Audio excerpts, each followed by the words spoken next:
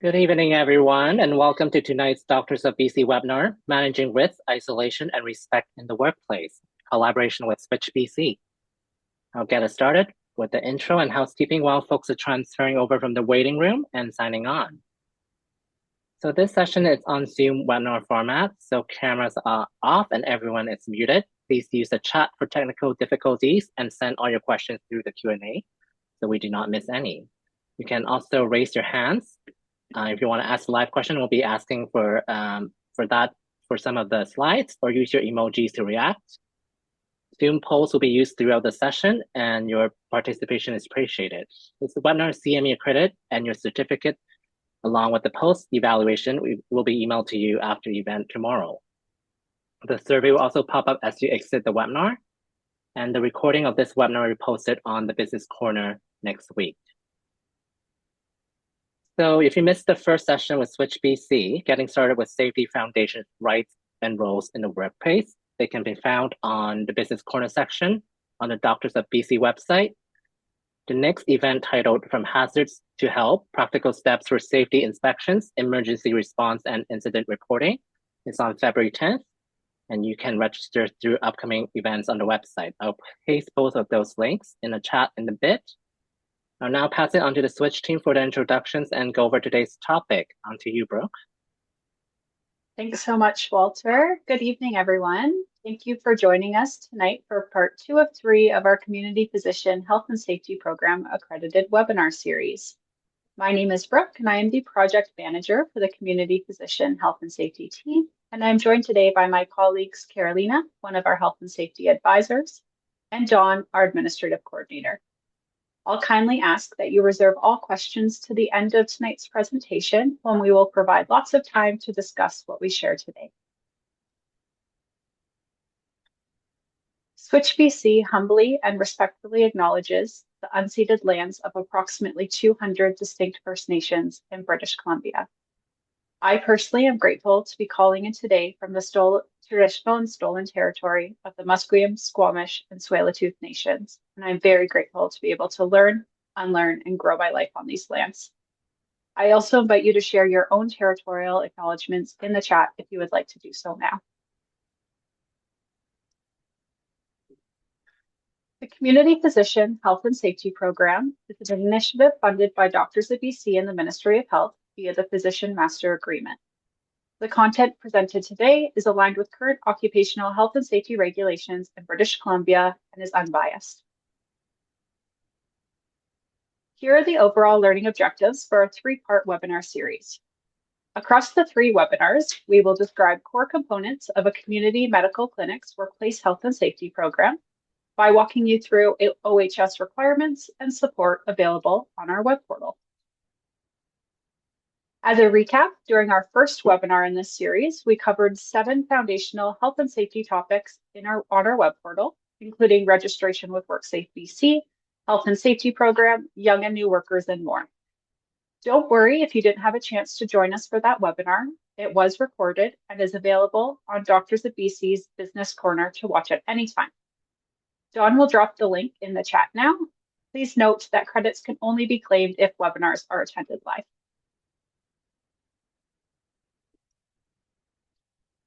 Tonight, we will continue the series by diving deeper into 4 more health and safety topics, including managing risk, chemical and biological hazards, violence prevention, and bullying and harassment.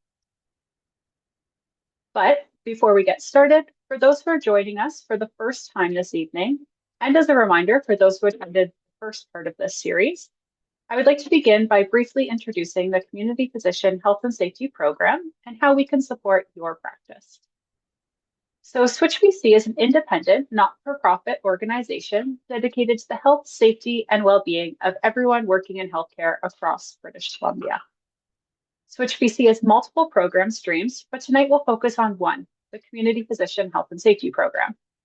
This is a province-wide program that focuses specifically on the unique needs of community clinics, offering tailored tools, resources, and support to create safer, healthier workplaces for physicians, medical office staff, and the entire care team. However, we are not doing this alone, and we are very grateful for our partners in this work, including Doctors of BC and the Ministry of Health. As a bit of background, the CPHS program is funded through the 2022 Physician Master Agreement, and our program oversight group, whom guides this work, is comprised of 3 Doctors of BC representatives and 3 Ministry of Health representatives.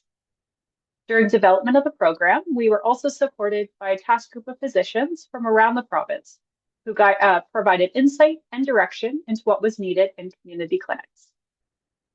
So I'm just going to pause here and take a moment for our first poll of the evening. Before tonight, have you heard of the Community Physician Health and Safety Program? Please answer in the poll now.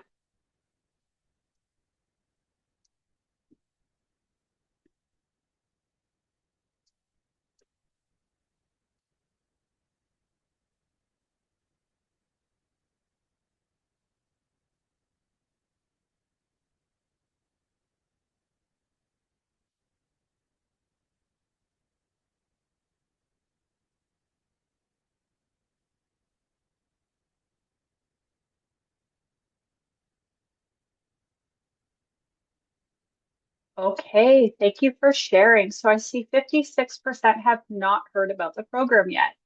Regardless if you've heard of the program or not, we do hope that tonight each one of you can learn something new about health and safety for your clinic. So the CPHS program was designed not only to help you meet OHS requirements in your clinic, but also to reduce the administrative burden that often comes with building a health and safety program. There are 3 main supports we currently offer to community physicians and their teams. First, we offer clinic assessments. So one of our health and safety advisors will actually come visit your clinic in person, conduct a walkthrough of the space, and provide tailored, actionable recommendations based on the clinic's specific layout and needs. This approach is supportive and non-judgmental and is a great opportunity to cut back on the time needed to determine your clinic's health and safety needs. Next, we have our web portal. It's a central place for all the tools, templates, and step-by-step resources needed to build a complete health and safety program for your clinic. It's easy to navigate and created specifically for community clinic use so that you don't need to look anywhere else. And then within that web portal, we have our new de-escalation tools, which were launched this past summer. These tools were designed to keep you and your staff safe. We will show you what is available here later in tonight's presentation. Regardless of the solution, our program is free, voluntary, and confidential and approaches health and safety from a supportive lens. So I'm going to quickly pause here again for our second poll of the evening. As much as tonight is about education, we also want to hear from you. So that being said, what kind of occupational health and safety supports would you find most helpful for your clinic? Please select all that apply.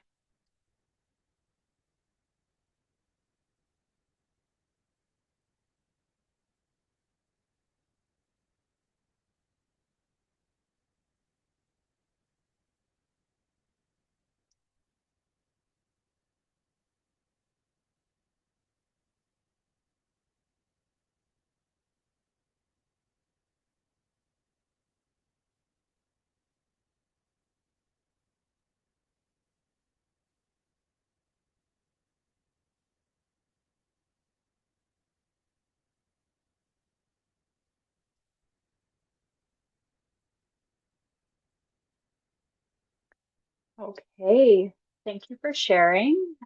So yeah, I see some of the most requested services here are training, forms and templates, and de-escalation tools.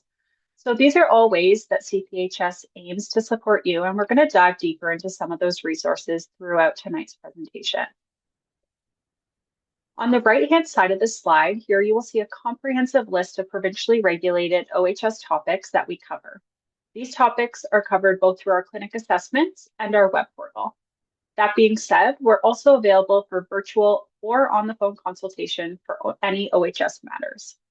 All contact information can be found on our portal, which I'm going to show you next. So our portal is a one-stop shop for everything needed to build and maintain a health and safety program. It is interactive with easy-to-use checklists, templates, learning tools, and progress tracking so that you can work at your own pace. Building an account also allows you to invite other team members to work on the content with you. Dawn's going to add the link to the portal into the chat for you now. So the Clinic Assessments tab on the right-hand side there is where you can request a visit from one of our health and safety advisors for personalized recommendations. The first step here is to book your discovery meeting, which can be done by easily clicking the green button on the screen shown. This will allow you to book a 20-minute virtual call with an advisor so they can get to know your clinic and what we can offer. As next steps after tonight's webinar, I strongly encourage you to 1, make an account on our web portal, and 2, book a clinic assessment discovery meeting so that as early as tomorrow, we can help you to start building a health and safety program in your clinic. So this is what you see when you open up the Build Your Program tab. It's where all the health and safety resources are housed, including our list of provincially regulated topics that I showed before. Within each of these topics, you will find all the templates, forms, and policies needed to align with regulations. If you participate in an assessment, the report that you receive at the end will include direct links to this portal and will help you implement recommendations. That being said, you can also visit the portal at any time to work through this content. So the first topic from that Build Your Program list that we're going to dive deeper into tonight is managing risk in your clinic. During this section, we are going to identify common workplace hazards and basic principles of risk management, and also outline the steps to assess and control workplace risks effectively. So as an employer, you need to understand risks in your clinic, implement measures to control those risks, communicate the risk, and monitor and update that risk over time. So step 1 in that process is to first identify hazards in your workplace. This can be done through walking through the clinic to observe how tasks are performed, assessing activities, processes, equipment, and substances used by workers, consulting workers, and also reviewing incident and first aid records. The goal at this stage is to gather as much information as you can. There are 4 main categories of hazards in community medical clinics. These include physical, chemical, biological, and psychosocial. I'm just going to give you a minute to read some of these examples on the slide and consider which ones may be present in your own clinic.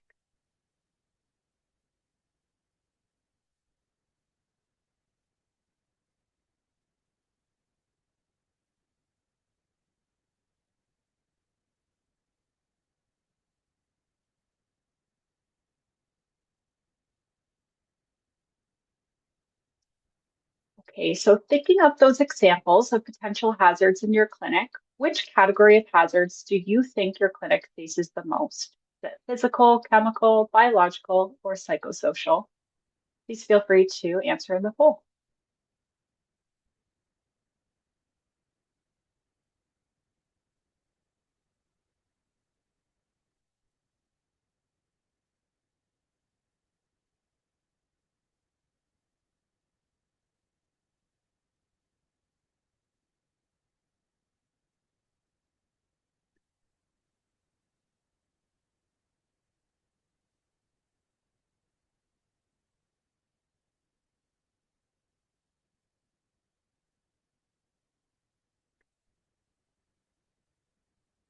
Okay, so psychosocial one was 78% there. So thank you for sharing. Tonight we're going to cover how many of these controls can be, or hazards can be controlled in your clinic, including violence prevention. So we'll get into some of that psychosocial.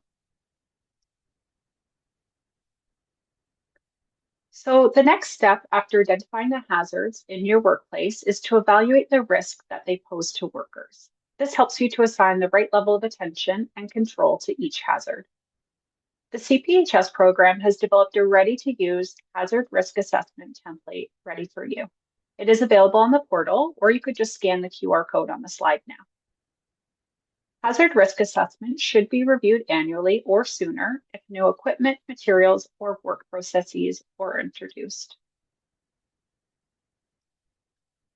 For each hazard present in your clinic, the hazard risk assessment form will guide you through the steps to judge the risk. Risk comes from 2 things: how serious the harm can be and how likely it is to happen. When a hazard is both more severe and more likely, the overall risk level is higher. Hazards with highest scores should be addressed right away, and those with lower scores can be managed later. After identifying hazards and assessing their risks, the next step is to control them. If elimination of that hazard isn't possible, implement the next most effective control measure. This hierarchy of controls that you see on the slide here can help you select and implement effective measures to mitigate risks, and this is available on our portal for you to refer back to.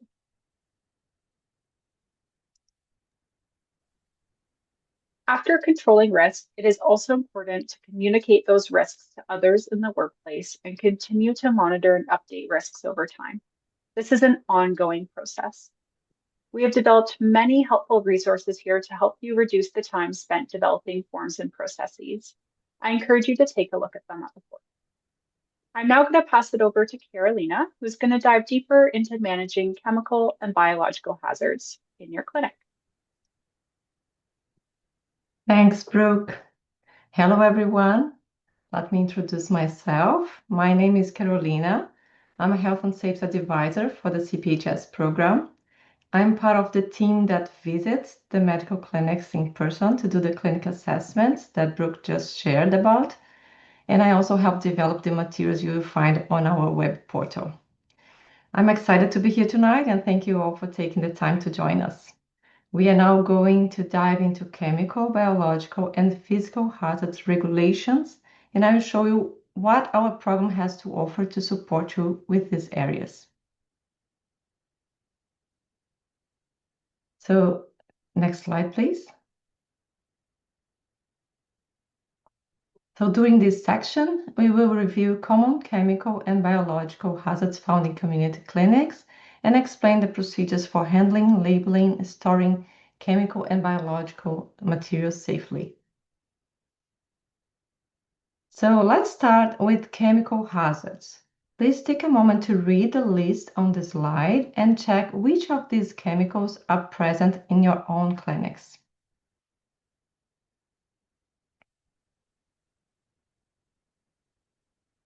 Okay, your clinic probably has some of these or maybe even all of them.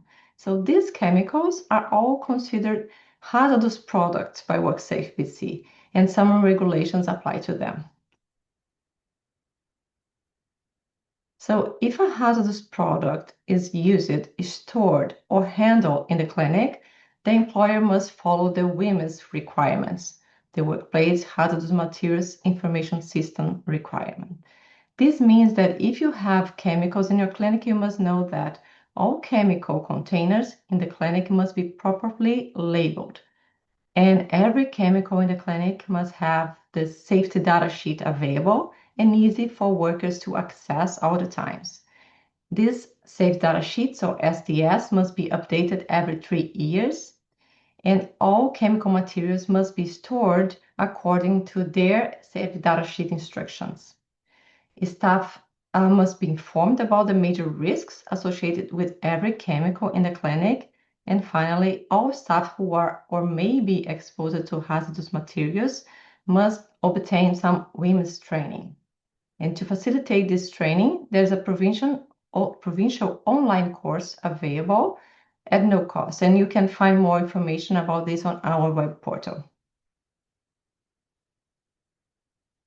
So in addition, if a hazardous material in your clinic can cause an adverse health effect, it is also required to have a written procedure in place to minimize the risk of exposure to that particular chemical. And workers must be trained in these procedures. So a very common hazardous chemical that we find very often in medical clinics is liquid nitrogen. It can cause cryogenic burns, asphyxiation, and even explosion. And since it can affect workers' health, a written procedure is needed. So we have developed a safe work practice for liquid nitrogen that you can use in the clinic. It's a ready-to-use template available to use in our web portal. And to make the most relevant information more readily available to clinic staff, we have also created a poster about liquid nitrogen that you can see on the right side of the slide. And we recommend printing this off and displayed it in the clinic so our staff are aware of the risks and know how to handle liquid nitrogen safely. The last thing I want to share about chemical hazards regulations is emergency washing requirements. So if any chemical in the clinic can burn or irritate the eyes or skin, emergency washing facility must be available and accessible. To help you determine which type of emergency washing equipment you should have, we have created a customizable table that you can find on the portal under the chemical hazards topic. There, you enter the chemical hazardous level and the estimated risk of skin and eye exposure to the chemical, and then you check what is required to have. Just as an example, if you have an enzymatic detergent in your clinic, since it is a category 1 for eye irritation by WHMIS, and if there's any risk of any amount of it splashing into the eyes of staff, the clinic must have an eye wash station that can flush the eyes for at least 15 minutes. So ideally, it should be a plumbed type of station, and a false-mounted unit is a most convenient option. So let's move to biological hazards. So medical clinic staff are typically exposed to biohazards, which are biological agents that can cause diseases. So it is required that the clinic employer develop and implement what is called an exposure control plan, or ECP.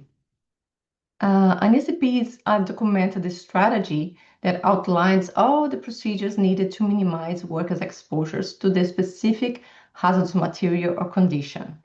So to facilitate, we have developed an ECP for biohazards for you. It's a ready-to-use template available on the portal that includes all the required elements. In regards to biohazard exposure, I want to highlight 2 control measures that are legally required. One is that employer must offer hepatitis B vaccination to all workers at risk of occupational exposure to blood-borne pathogens, which is all clinic staff. And the other is that employer must provide staff with safety engineered needles because they are required to be used in every medical procedure where there's a potential of risk of parental exposure.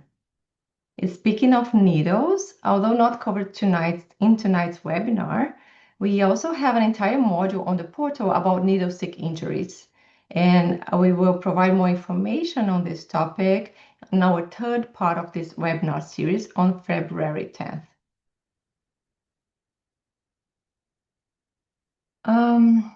Although less common, some clinics may have X-ray machines, CT scanners, or mammograms.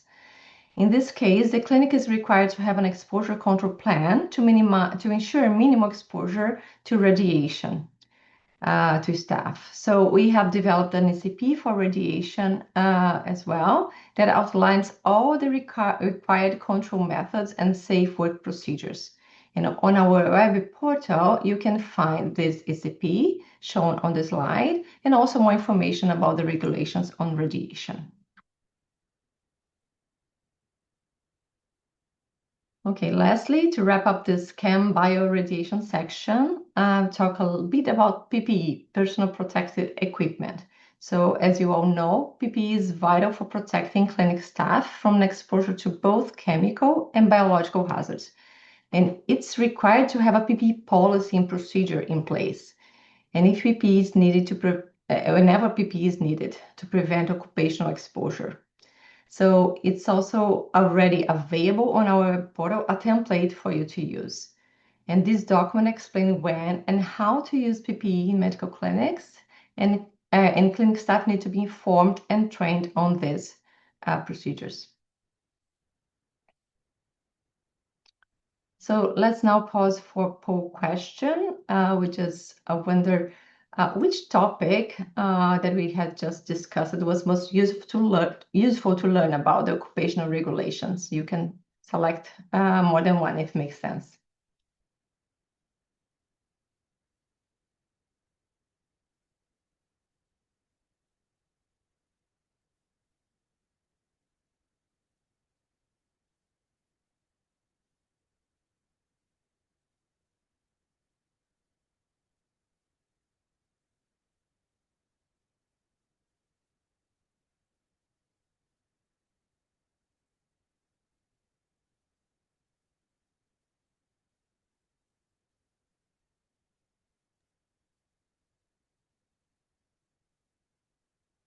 Okay, so I see the hazardous materials, the chemicals, and PPE. Okay, thank you so much for sharing. I just want to highlight that I just shared the most important information about these topics, but our team of health and safety advisors, including myself, can provide additional guidance on any of these topics as needed. So please reach out to us if needed. Now I will pass it over to Dawn, who will discuss the regulations related to workplace violence. Thanks so much, Carolina. My name is Dawn, and I'm the administrative coordinator for the CPHS program. I coordinate all our clinic assessments and all health and safety inquiries, and will be your first point of contact when you reach out to us. So let's dive into the topic of violence prevention.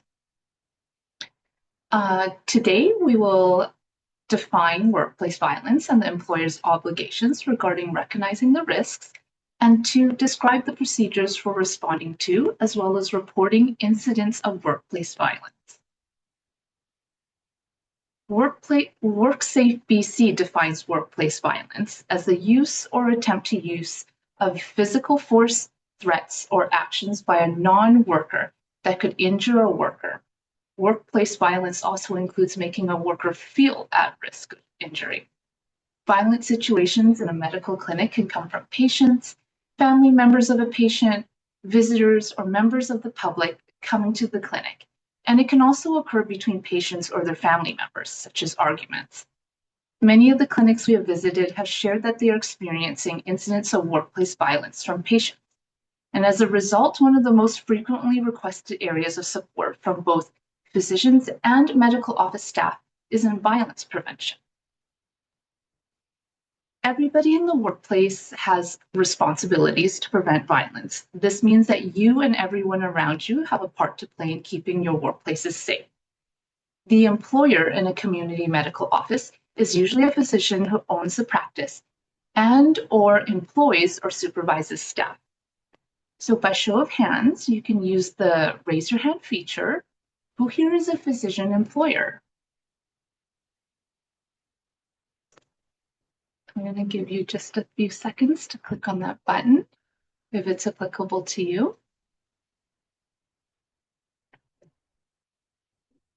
Okay, so thanks for sharing. It is your responsibility as a physician employers to make sure controls are in place to keep your staff safe. WorkSafe BC's regulations on employer responsibilities for workplace violence focus heavily on preventative measures. This includes requiring the employer to conduct a violence prevention risk assessment. This identifies potential incidents in the clinic and implement controls to reduce their likelihood. Once a violence risk assessment has been conducted, a violence prevention policy must be established to minimize the risk to workers. The employer also is also responsible for training workers on workplace violence. This includes the understanding of the policy, ways to identify violence, appropriate responses, and procedures for reporting, investigating, and documenting incidents. When you click through the violence prevention topic on the CPHS web portal, you will be able to find resources including a violence prevention policy template, violence prevention risk assessment template, and also a violence prevention clinic inspection checklist. All these resources have been created with the medical clinic workplace in mind and to ease the administrative burden of having to create these documents from scratch. Available to you are also a patient code of conduct and also a code of conduct poster. And by raise of hands, how many people here tonight have either a patient code of conduct or clinic poster already in their clinic?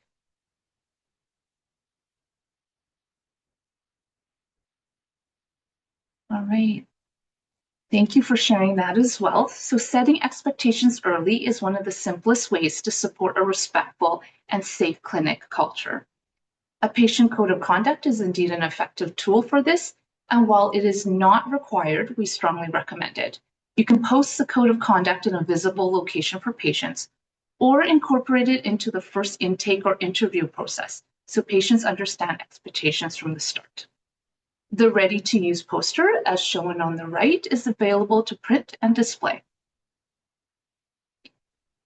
So despite your best efforts, some situations may escalate to threatening behavior or violence. Consider implementing these protective strategies as shown here on this slide. I'll take a quick pause here so you can take a glance through the points shown.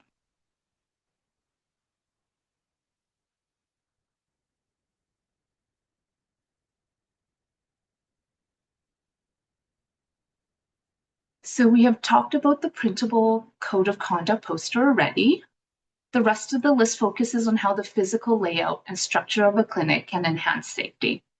Thoughtful design of barriers, sight lines, exits, and access points allow staff to respond quickly and reduce opportunities for harm. As a quick reminder to everyone, our on-site clinic assessments offer an excellent opportunity for one of our health and safety advisors to walk through your clinic space and provide recommendations. The recommendations would be tailored to your clinic's layout and operations, and in this way help with efficient and effective implementation of a safety plan. And while the employer has their set of requirements to meet, WorkSafe BC also has regulations surrounding worker responsibilities for workplace violence. If you are a medical office staff that is employed by the clinic, or if you are a physician who is a shareholder of a medical corporation, you are considered a worker of that corporation. Again, by show of hands, how many people here tonight are workers at a clinic?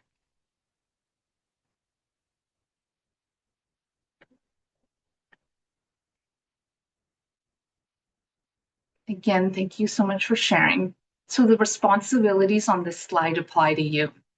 Workers are expected to take personal responsibility for the safety of themselves and others, conduct work, and respond to violence in accordance with established clinics, policy, and procedures. They are also expected to attend employer-provided violence prevention training and immediately report to the supervisor any hazards or incidents, including near misses. If you have reasonable cause to believe that performing a work task puts you or someone else at risk, you must not proceed with the task, and if applicable, notify the supervisor or employer immediately. Now, while the foundation of violence prevention lies in clear roles and responsibilities and policies, the ability to address and manage rising tension before it leads to an incident is just as important. So picture this. It's a packed clinic day and the schedule is already running behind. As you step into the hallway, you notice a patient in an exam room, visibly agitated. They have been waiting longer than expected, their frustration has been building, and now they're getting up to pace, speaking loudly and walking in and out of the room, disrupting staff. You feel your own tension rise as the situation escalates, even though the delay was unavoidable. The patient is experiencing an emotional crisis and the room feels charged. This is where de-escalation begins. Listed here are some benefits of de-escalation. Looking at these, which of them do you see as most relevant or most needed in your own clinic settings? Feel free to type them in the chat to share.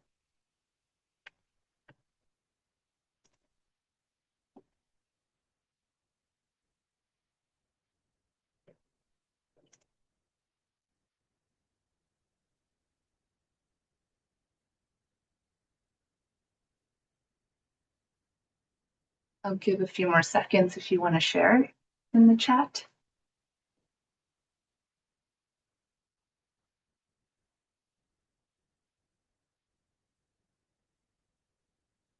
All of the above. Thanks for sharing.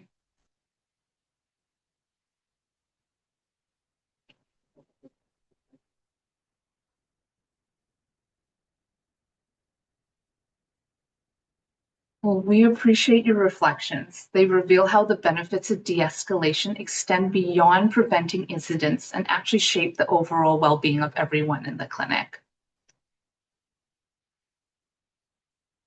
So here's a list of the de-escalation tools that our program has developed in partnership with Doctors of BC and the Ministry of Health. All are accessible within the violence prevention module on our portal. The creation of these tools was informed by physicians across the province, including our task group members, who all emphasize the need for stronger support for themselves and their medical office staff in facing aggressive and threatening encounters. 19 medical office staff, rural and urban, with varying clinic sizes and patient demographics, were surveyed and tested the tools over a period of 4 weeks to ensure that the tools directly address real-world needs. Let's take a closer look at some of these resources. To begin, using the operational guide is a great way to start. It lays out clear step-by-step instructions. As a physician employer, it is your responsibility to train workers on workplace violence. This is one resource available that may help. The guide shows you exactly how to use the tools and the anticipated time needed to train, apply, and implement each of the tools in the clinic. 2 tools available are the do's and don't posters. These teach best approaches for communication and are great resources to have displayed in staff areas in your clinic. We recommend printing them out and having them reviewed regularly. The main de-escalation tool available on our portal is called the HEARD tool.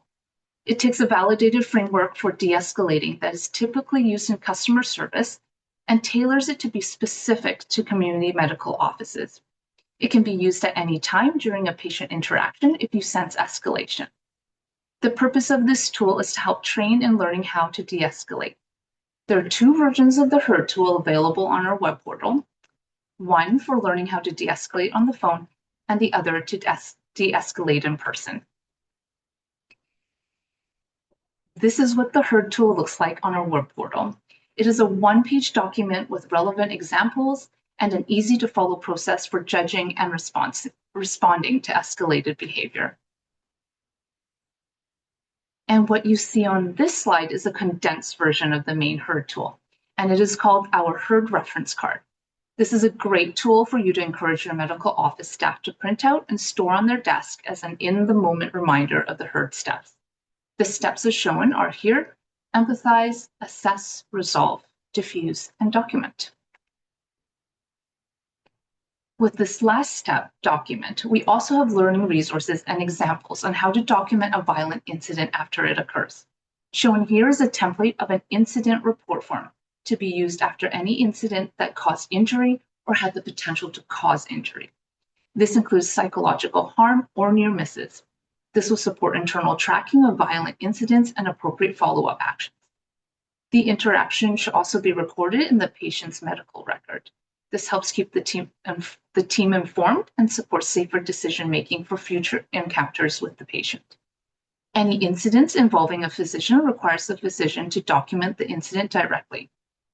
If a medical office staff experience an aggressive or threatening interaction, they must immediately notify a manager and to also complete the clinic incident report form. Should police involvement be necessary, patient medical information should never be shared unless there is a clear risk to public safety. Here are also some audio and transcript examples to explore on the portal to assist in various methods of learning. They show the HEARD method in action using multiple real-life examples of violence commonly experienced by medical office staff. This is another way to refresh and reinforce de-escalation skills in your clinic. So before we close this section on violence prevention, we have a poll. When managing challenging patient behavior, what type of support or resource has helped you or your team the most, or that you look forward to enhancing? There's training, policies and protocol, physical layout and/or security measures, emergency alert system, or team discussion or debriefings.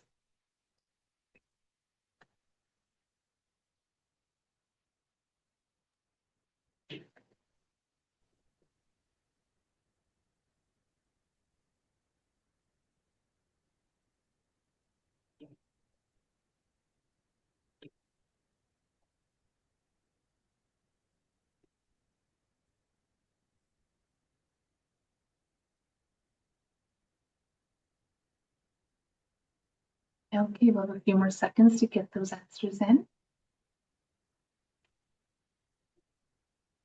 So it looks like training.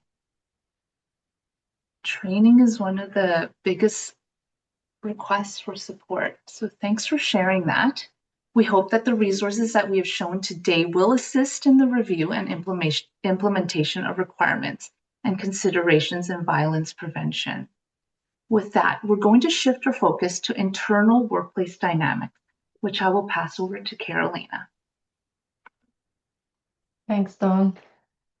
So let's discuss now workplace bullying and harassment.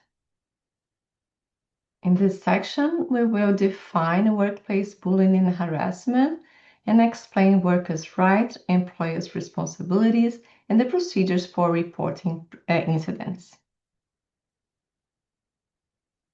So on this slide, you see the definition of bullying and harassment taken from WorkSafe BC regulation.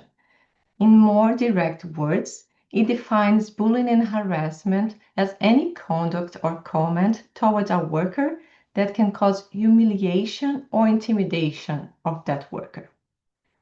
Regulation also says that it includes not just words, but actions, gestures, and other behaviors. It can be a single incident or something that happens over time. It can be obvious or very subtle. It can be intentional or not, and it can come from anyone in the workplace, not just co-workers, but also patients and visitors. And the regulation specifically excludes from the definition any reasonable management decisions, such as assigning duties and workloads, setting deadlines, giving feedback, and managing performance. And on this slide are some examples of workplace bullying and harassment. So please take a moment to read the list before we move on.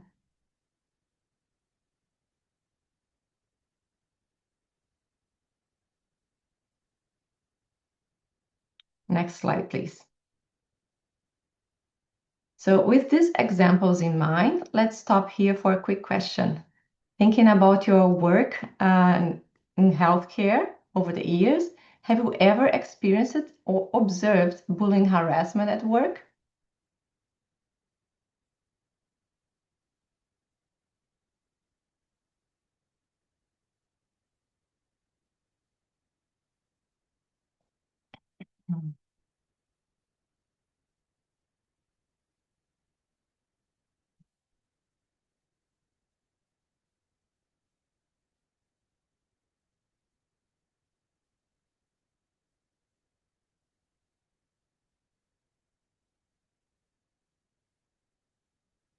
Okay, so I see the answers. 67% answered yes, I have experienced it, and 90% said they witnessed it. Thanks for sharing. Yes, unfortunately, bullying harassment is not uncommon in healthcare settings, and we will discuss about the related regulations for medical clinics. So the regulation requires employers to take several steps to prevent workplace bullying and harassment. And these steps include to develop a policy. And this policy must state that bullying and harassment is not acceptable in the clinic, in the workplace. Another requirement is to establish reporting procedures. And these procedures must explain when, how, and to whom workers should report the incidents. Also, the reporting procedures must also include how the incidents will be addressed, how investigations will be, and what are the follow-up actions. Another item is to inform and train staff on the policy and procedures. And lastly, to review the policy and procedures annually to ensure they remain effective. And workers, what they should do, they should report any incident that they experience or observe. They must not engage in any form of bullying and harassment of others and follow the clinic policy and procedures. So how can we help you prevent bullying and harassment in your clinic? Well, we have developed the bullying and harassment policy and procedures for you to use in the clinic. You see on the left side of the slide. And we also created a poster shown on the right side that was designed to support you promoting a respectful workplace in the clinic. So we recommend printing and displaying it in a staff area so everyone can easily reference to it. So we also provide on our portal some other important forms related to bullying and harassment. On the left, you see the bullying and harassment complaint form, because all incidents must be reported and records of the incident details should be kept. On the right, you see the bullying and harassment investigation form. Regarding the investigation of bullying and harassment incidents, I want to highlight that it's an employer responsibility to respond to the complaint, and this response can be properly documented with this investigation form. So we hope bullying and harassment never happen in our clinic, but these tools are designed to make it easier for clinics to respond to an incident if they occur. Now with that, I will pass now back to Brooke to continue the presentation. Thanks, Carolina, and thank you everybody here for your attention and attendance this evening. In combination with our first webinar, we have now covered 11 of the topics that are available to you on our web portal and shown on the left-hand side of the screenshot there. Before we get to questions, I want to highlight that we have one more upcoming webinar on February 10th that will cover topics such as emergency preparedness, ergonomics, and incident and injury reporting. We are going to add the link to register in the chat now. Donna or Carolina could do that, thank you. So next steps after this evening's presentation is to start the clinic assessment process by booking a brief virtual discovery meeting. I've added a QR code here that will take you directly to our booking page.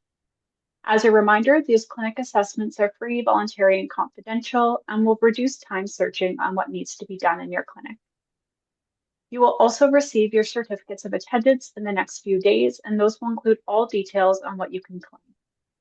I now want to open the floor for any questions, so feel free to type them in the chat, the Q&A function, or raise your hand.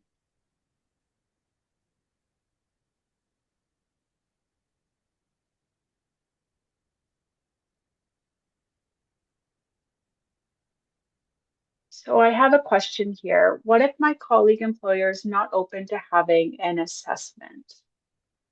So thank you for that question. We do need the physician employer's consent to be able to do an assessment. That being said, if you have particular occupational health and safety questions that you would like guidance on, we are available at any time over email, virtual call, or the phone to provide guidance. And so you could call us if you had a particular question in mind. You could call or email, and one of our advisors would be able to do some off-the-shelf consultations for you.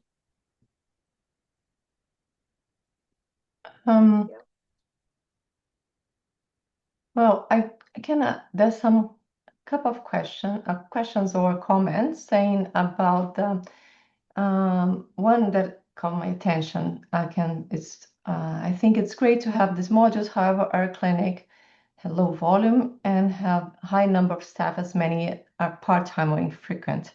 So they still need to get training regardless of how infrequent. So yes, all workers in the clinic should be provided with instructions and training to work safely. So yes, and we expect to self-fund pay them wages. It's not a requirement. Like regulation doesn't mention about paying for training. It's employer duty to provide training resources, but it doesn't specifically says if you have to pay extra. So no, that's not the case. Yeah, and I'll also just cut in here too. Thanks, Carolina, for mentioning that comment in the chat. We also have our operational guide that John mentioned earlier in the presentation as well, and it outlines easy to use processes for implementing that training of those tools if you would like. And we have broken it down into a simplified process to help reduce that time so that you don't need to also spend time figuring out how to train or we've figured out, I guess, the most time effective formula for training. So we have reduced it down to only a couple of hours or a few hours. Yeah, so thank you. And I see there's a question at the bottom here. What if the employer has these incident report forms, but take an indefinite time, so over 1 to 2 years, to respond and address or dismiss it when people don't even recall the details of the incident? Is there a time limit that the employer has to kind of respond to these incidents in the incident report form? I'll let Carolina take that. Yeah. So I couldn't see where you read that because there's so many one. So it's from violence prevention incidents. Yes, every incident should be reported and investigated internally. It's not necessarily reported officially to WorkSafe BC. So internally, yes, it is required to have internal tracking of the incidents to keep track of those and prevent recurrence. Like during the investigation, the workers should report what happened. The employer should provide the investigation and then implement measures to prevent this to happen again. There's no timeline for this. Exactly when you have to report to WorkSafe BC, that is required when you have some incident that had required medical treatment beyond first aid. Then you do have a timeline, a strict timeline to report. You have to go on the reporting link that we have on the web portal. Then we report the incident to WorkSafe BC within 3 days of occurrence. And then you have to provide investigation details within 30 days after the incident. And then we also have the question here, bullying and harassment can sometimes happen from physician colleagues. How do you handle these, especially if there's a power differential? Yeah, let me comment on this. So the bullying and harassment, the employer responsibility, like what the regulation says, is to ensure that the employer have a policy stating that it's what it's not okay to be done, like what is forbidden, zero tolerance to bullying and harassment. So the employer should have this and communicate the policy to everyone, contractors and also employees, and have procedures for reporting. And then also have the regulation expect the employer to respond to the incident. So once it's reported, the employer must show some response to that. And this is done through the investigation process that can be with an internal investigator or external. But what the regulation or the WorkSafe BC officer will make sure is that the employer is doing what is required for them to do, to have the policy, have the procedures for reporting, and have the respond to the incident or the complaint with the investigation process. They don't expect exactly what you will handle, different power of differential, etc. But you have to have the procedures in place and respond to it, investigating, talking to both parts, and trying to make adjustments to solve the problem. Okay. Thank you. So I also see that there's some questions in the Q&A that we're going to get to as well. So one of them is, do you prefer maintaining a clinic manual in paper or electronic format? So I'm going to maybe assume that it's, do we suggest which one? And no, either is, correct me if I'm wrong here, Carolina, but either is fine. Yeah, correct. Either is fine. Currently, we usually see electronic format one because all these procedures, policies and procedures should be reviewed or reviewed annually, so have to be updated. And it's convenient to be electronic for some, but it's important to have like a binder for the forms that you have to fill and for first aid records, for instance. And for incident reporting form, it's good to have this on paper, but either it works. Thank you. And then I see that there's another comment in the Q&A, and thank you for those suggestions and recommendations there. And yeah, I'll go back to the chat. I see a question come in. I think that would be the case if you were hiring a new employee, if you have it listed as a requirement of the job. But if they were already working for you and now it is required, I do believe that you would be required to pay for the training and their time for the training. I would double check labor standards on that. I think those regulations would supersede what might not be expressly clear within OHS. Just my words of caution. Yeah, let me just rephrase that. I think I possibly said something that caused misunderstanding.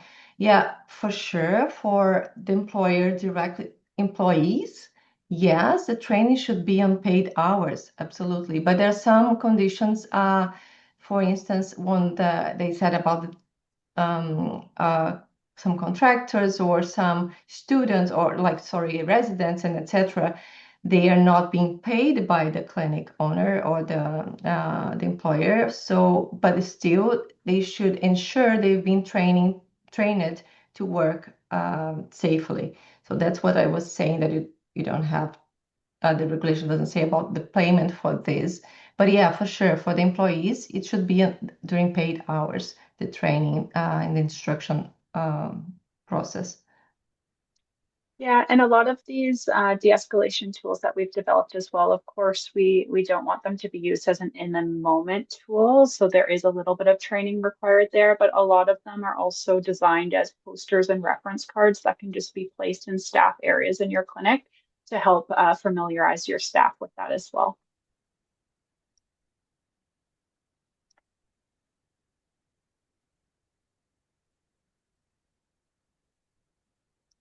Okay, any other questions before we move on to our feedback form? Thank you so much for everybody who posted questions in the chat. We really appreciate those. And of course, thank you again for attending today's webinar. So we'll just ask that you now, before you leave, please take a moment to fill out this very short evaluation form. Your feedback is very important to us to help us to improve future sessions. So we will put the link in the chat now. And again, thank you for attending, and we hope to see you on February 10th.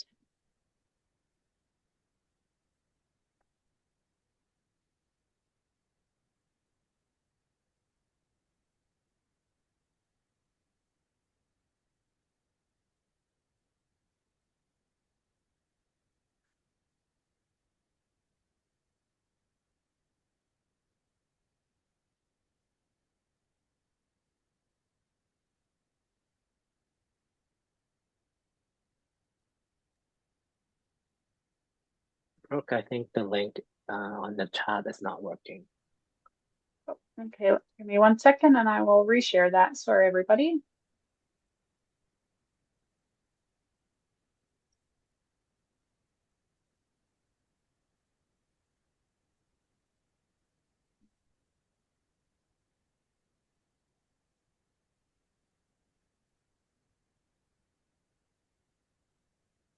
You can also use the QR code that's on the thing, and this link will be coming in 1 second here. It will also pop up as you exit the webinar.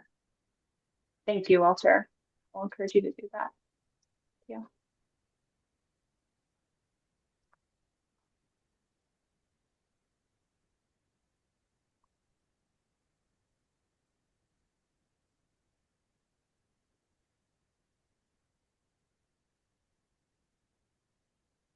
Thanks, Don.